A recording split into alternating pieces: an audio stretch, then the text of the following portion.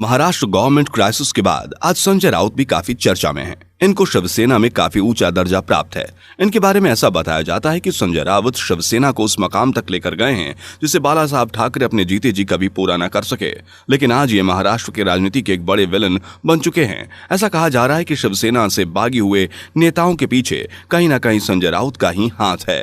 खैर, इन सब बातों को रखते हैं एक तरफ और जानते हैं कि आखिर संजय राउत कौन है। आपको बता दूं कि संजय राउत के शिवसेना में आने तक का सफर काफी दिलचस्प और मजेदार है। इनके सफर को और भी मजेदार बनाएंगे और आपको बताएंगे कि आखिर कैसे संजय राउत शिवसेना में पहुंचे। लेकिन उससे पहले आपको एक और मजेदार बात बता देना चाहता हूं। यदि आप हमारे इस वीडियो को YouTube पर देख रहे हैं तो चैनल को सब्सक्राइब और यदि Facebook पर देख रहे हैं तो पेज को फॉलो कर लें। चलिए वीडियो शुरू करते हैं।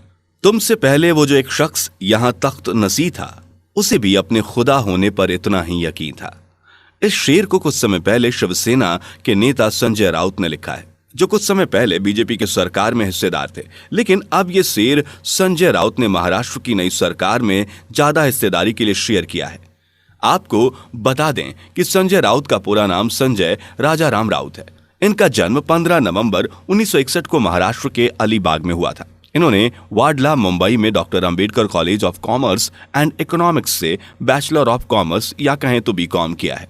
संजय इन दिनों से ही शिवसेना के स्टूडेंट यूनियन में एक्टिव थे और कुछ समय बाद स्टूडेंट यूनियन का इलेक्शन भी जीत गए।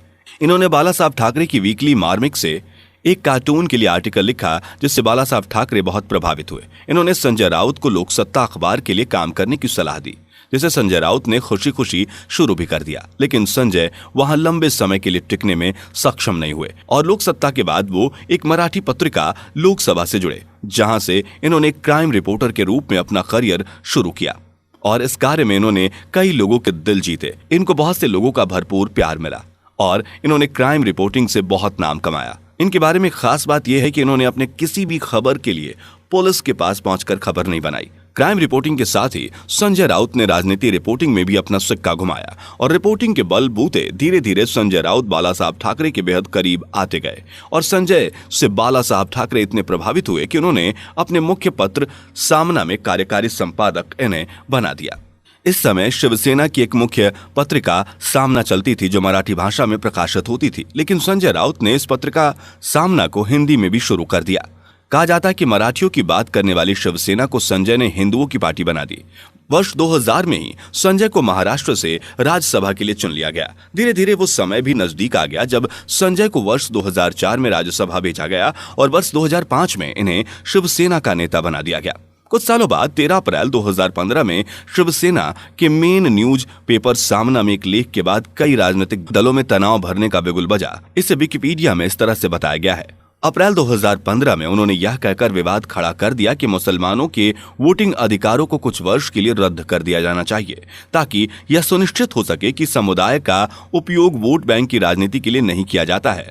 सामना अखबार में उन्होंने एक कॉलम में लिखा कि जब तक मुसलमानों को वोट बैंक के रूप में इस्तेमाल नहीं किया जाता, उनका कोई भविष्य नहीं है। यही कारण है कि बाला साहब ठाकरे ने मांग की थी कि मुसलमानों के वोटिंग का अधिकार छीन लिया जाए।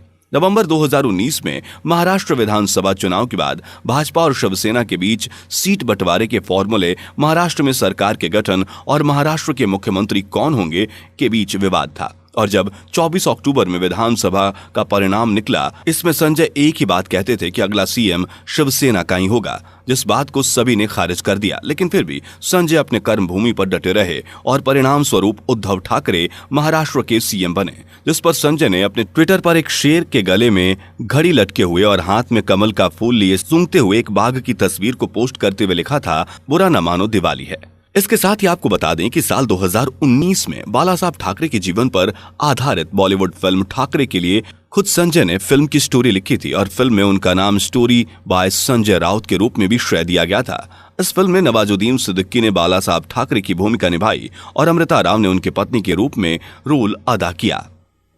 दोस्तों, आज के लिए बस इतना ही। आपको संजय राउत के बारे में जानकर कैसा लगा, कमेंट बॉक्स में जरूर बताएं। वीडियो को लाइक और अपने दोस्तों के साथ शेयर करें। हम लेते हैं आपसे विदा। जल्दी मिलेंगे एक और नए मजेदार वीडियो के साथ। तब तक के लिए